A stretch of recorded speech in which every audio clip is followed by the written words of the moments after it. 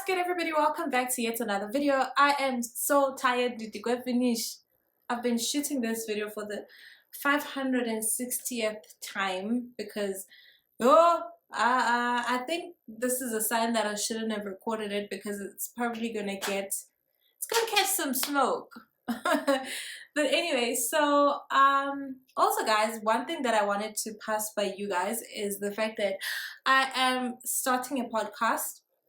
So in the podcast, it's just gonna be an extension of this channel, but it's more gonna be a much chilled and better version of the tube. I want to have it like, well, it's gonna be more personal. I'm going to really be, going in hard. It's gonna be a heart-to-heart conversation more than like a video that is meant to educate, but it's gonna be more of like a heart-to-heart where I talk about me. Yo guys, please don't think that I'm selfish or anything just because I talk about me all the time. I mean, I don't know other people's lives, right? So I'll probably get into having conversations with other people, but it will be more of like less formal than the YouTube videos is. So tell me what you think, if you would like the idea or you like the idea or whatnot. Please let me know down below. Okay, so in today's video I'm going to be talking about why you should never be a software engineer, or why you shouldn't be, or not never. Why you shouldn't be a software engineer. Please, guys, disclaimer, right? Pause the video, or not even pause, or even slow down the video so that you understand me very clearly, right? This is not this video or any of my videos do not constitute to career advice. If you want career advice, go to someone who's going to advise you in terms of your career. This video is mainly for entertainment purposes, or literally for someone who's looking for reasons to not be a software engineer. This is for someone who has made up their mind, but they're looking for more reasons.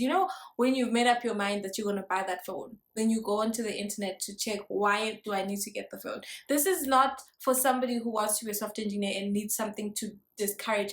This is not by any means to discourage you or anything of those sorts.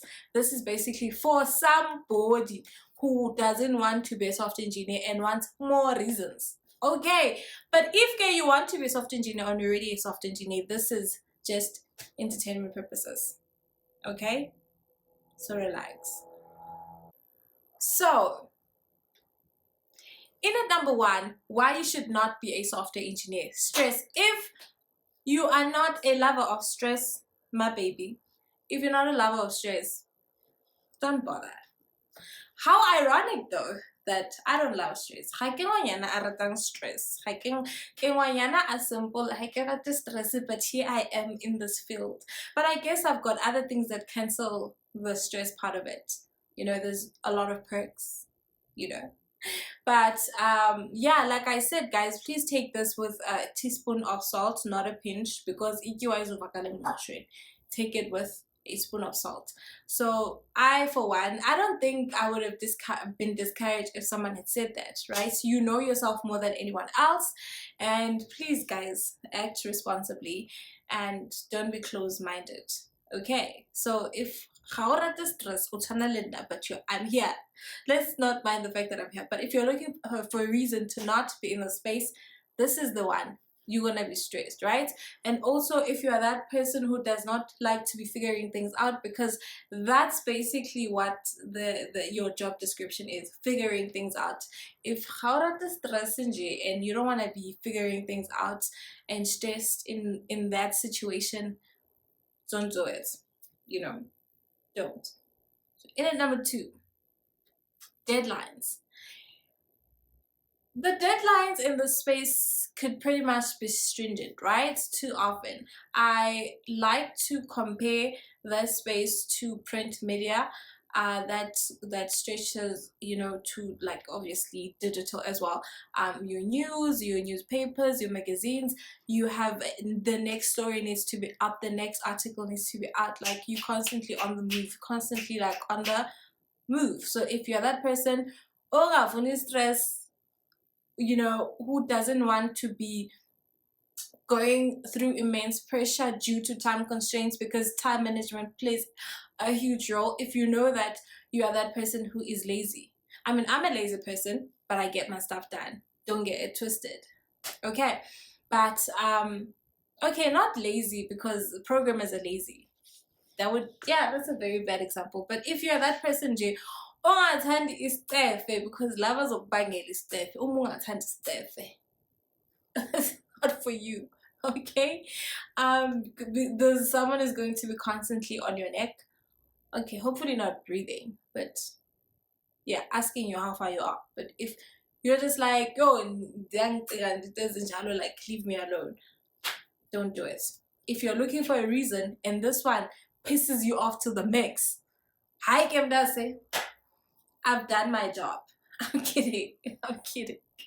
In at number 3, changing you know, technologies, right? Not necessarily changing technologies, but like I mentioned, it's a fast-paced environment. Things are constantly changing, whether within the company whereby the things are changing, or at large, there's always continuous learning that needs to be applied, right? There's always new things that are coming in and you need to adapt, you need to, you know, grasp and all of that. If when are you just like one of those people like, I want to know how to, let me think, I just want to be a chilled person. I want to learn when I want to. But if you're that person who wants to learn when they want to, or sometimes continuous learning is not even a personal choice, but like the organization that you are with could potentially force you to keep yourself on par and in line with whatever technologies are out there, and you don't want to be left frustrated. So if when you like don't like learning all the time, then this is a sign. Don't do it. In at number 4, if you do not like it, right? Sometimes it's very difficult to know whether you like it or not, considering the fact that I didn't know what I was getting myself into, so I could have easily been turned off by it. But like if you've sat down with yourself and you know very well that you're not into tech, you're not interested, like this is not your vibe, like, hey, whatever, don't do it, because you're going to end up frustrating yourself, and not only you're going to frustrate yourself, but you're only going to frustrate those that you have to work with. Fine, you're here to make money, but you're just going to make our lives difficult, because you are here to make money and buy. Great, but like ideally, there are people who don't like it, but they're in the space and they are coping very well. Well, they are and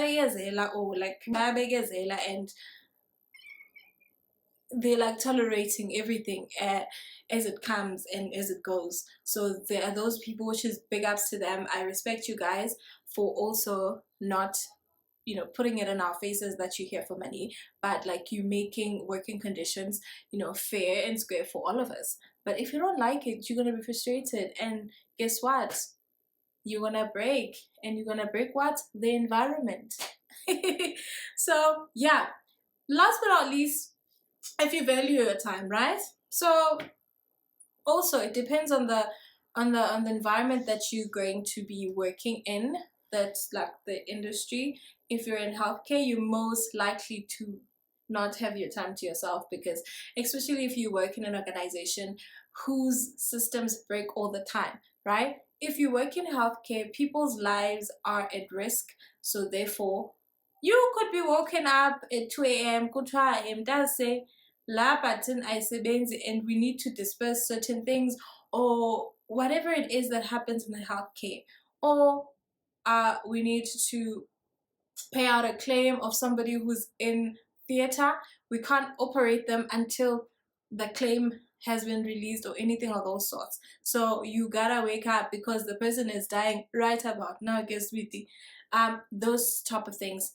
Things like, remember that bank, if for instance you're in finance, banking, remember that bank whose internet services were offline for a day or two. I can't remember. Imagine, like, because I mean, like, if it can go to that extent, it can, like, the system could even potentially print out or create transactions on people's accounts, and then create transactions of 50, like, credit transactions. That means that you are crediting the customers. You could potentially create transactions, credit transactions, maybe the 50,000 rands. Each and everybody who uses that bank, only 50,000, chances are majority of them are going to cash out the money, even close their bank account afterwards, because you've got free money.